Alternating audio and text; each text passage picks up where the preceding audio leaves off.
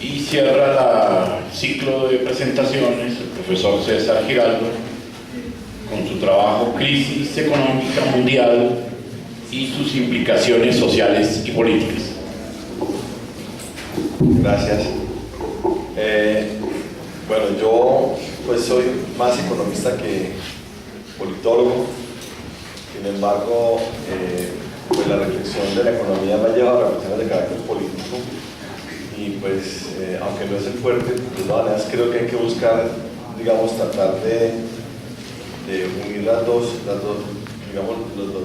enfoques.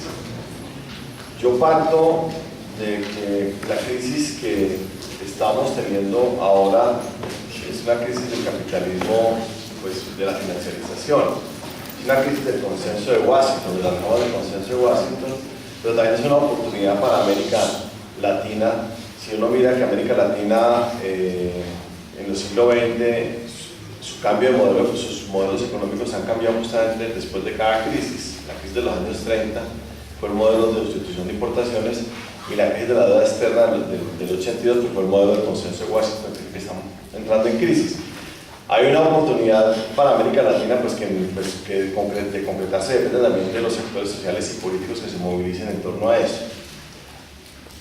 La pregunta que a mí me asalta en esto de las alternativas para América Latina es el actor social y el actor político que va a hacer las reformas, sobre todo porque si se quiere, digamos, durante la vigencia del modelo de sustitución de importaciones se habló de una burguesía nacional que fue la que, de alguna manera, fue la que promovió el modelo cepalino, pero yo no sé si hoy en día uno puede hablar de burguesía nacional o se tiene que pensar en otro tipo de actor social, y eso tiene que ver mucho con lo que Sergio y Oscar han mencionado del tema de la democracia, la participación, el actor político, la opinión pública. Y creo que pues, en la construcción pues, del nuevo actor y de la movilización del nuevo actor, pues, el debate ideológico termina siendo un debate importante.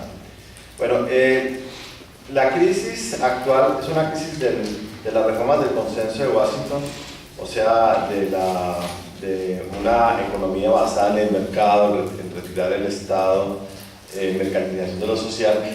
Y la crisis no se va a resolver con cambios en las políticas públicas o en las políticas económicas.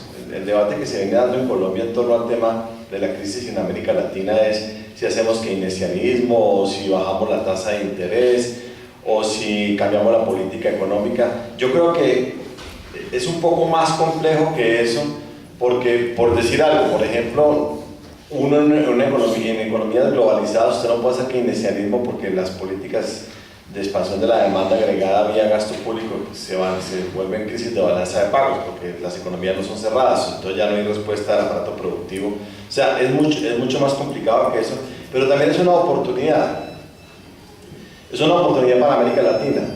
En los debates que hubo en América Latina en relación a la crisis de los años 30 y después el debate que tuvo América Latina con los países del centro en la discusión de Bretton Woods, en la construcción del nuevo orden económico internacional en 1944, pues obviamente, digamos, la crisis de los años de 1929 terminó en políticas de protección de los países, el cierre de los mercados, y eso llevó a una crisis que terminó en una guerra, que fue la Segunda Guerra Mundial.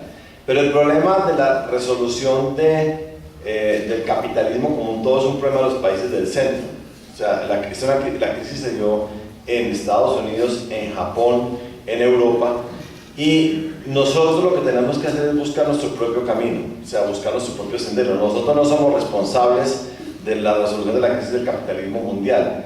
Como lo tenía claro las élites latinoamericanas, lo tuvieron claro en los años, por ejemplo en el debate de Bretton Woods. Ellos sabían, sí, la economía tiene que abrirse, no nos podemos cerrar, pero América Latina, para poderse desarrollar, tenía que hacer políticas proteccionistas, porque así como los países del centro se desarrollaron inicialmente siendo proteccionistas y cuando están desarrollados se abren, América Latina también tiene que, en un momento determinado, plantear, digamos, un camino propio. Entonces, digamos, nosotros tenemos una oportunidad, pero la oportunidad depende de políticas, digamos, macro y de políticas micro. Pues en una jerga de economía, pero yo diría que depende de, por un lado, lo macro, lo que tiene que ver con lo nacional y, si se quiere, también lo latinoamericano. o sea, digamos las propuestas nacionales y las propuestas de carácter regional, y lo mismo con las propuestas en lo popular, en lo que tiene que ver con la economía popular con la población. En general, digamos, cuando uno mira frente a la crisis, entonces, ¿qué hacemos? Y sobre todo lo vemos desde la perspectiva, digamos, de los que tienen propuestas desde las organizaciones de izquierda, pues entonces se habla, hay que fortalecer el mercado interno, hay que hablar del fomento económico, hay que hablar de la intervención del Estado, hay que hacer algo de proteccionismo, hay que volver a la provisión pública de los bienes sociales, hay que volver a hablar de la tributación directa, de las políticas fiscales activas o keynesianas. Pero la pregunta que yo hago, eso fue lo que hizo la CEPAL en los años 30, 40, 50 y 60, y ese modelo fracasó. Es decir, realmente se trata de volver a hacer lo que América Latina hizo en ese periodo, pero que finalmente ese modelo se agotó. ¿Por qué se agotó ese modelo? Bueno, ese modelo se agotó. Yo pienso que en lo macro, parte de lo que se acaba de decir hay que hacerlo, pero el problema es que el marco social y político a través del cual se hizo, pues el modelo cepalino efectivamente es un modelo que se trató de desarrollar sobre el mercado interno de las economías nacionales, pero era un modelo de élites, un modelo que concentró el poder y concentró la riqueza en unos grupos, en unas élites económicas, en unos gremios económicos, y que de alguna manera incluso el mercado interno se le agotó porque, digamos, el desarrollo del mercado no se tradujo, por ejemplo, en una sociedad salarial donde los trabajadores tuvieran capacidad de consumo como sí pasa en los países del centro. Entonces, obviamente, nosotros no podemos volver a un modelo de élite estilo, pues el modelo cepalino, y por lo tanto, digamos, dentro del planteamiento del mercado interno, el fomento económico, la participación del Estado, pues tenemos que introducir un elemento adicional.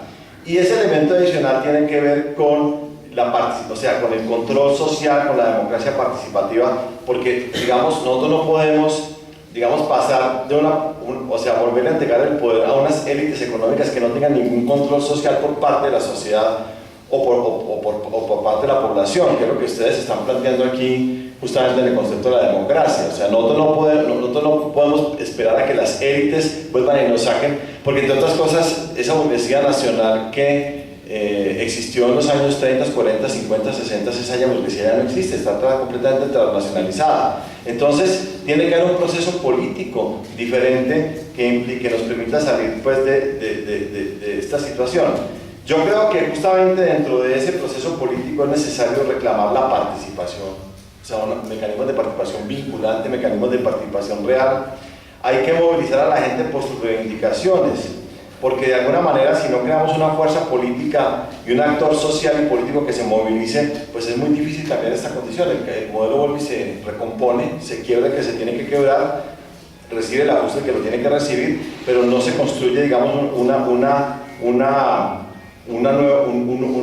nuevo modelo alternativo. Y eso pasa, pues obviamente, por la participación de lo social, y finalmente el principal eje de la transformación es el trabajo. O sea, los trabajadores son los que finalmente tienen que, digamos, hacer esa nueva cambio social. El problema de los trabajadores es quiénes son, dónde están y cómo se representan. Porque en el imaginario social de la construcción del pensamiento de izquierda, pues un poco se pensaba que el trabajador era el obrero industrial, y más adelante también el obrero de oficina, el trabajador de oficina, que generaba derechos colectivos en el sitio del trabajo. Pero lo que pasa es que hoy en día, digamos, el trabajador que está en una fábrica, el trabajador formal salarizado, o en una empresa, el trabajador salarizado es una porción minoritaria de la población, ya no es el actor social que va a movilizar a la población. Entonces, ese debilitamiento de la relación salarial, no la desaparición del trabajo. Yo por lo que quiero decir es que lo que está desapareciendo es la relación salarial, pero el trabajo sigue estando ahí. El problema es cómo se representa, cómo se colectiviza, cómo se moviliza. Pero entonces el debilitamiento de la relación laboral, la relación salarial, pues ha hecho que en el discurso de lo social desaparezca el concepto del trabajo. Ahora hablamos de pobres, ahora hablamos de capital humano, ahora hablamos de empleabilidad, ahora hablamos de emprendimiento, pero nunca hablamos de trabajadores ni de clase, ni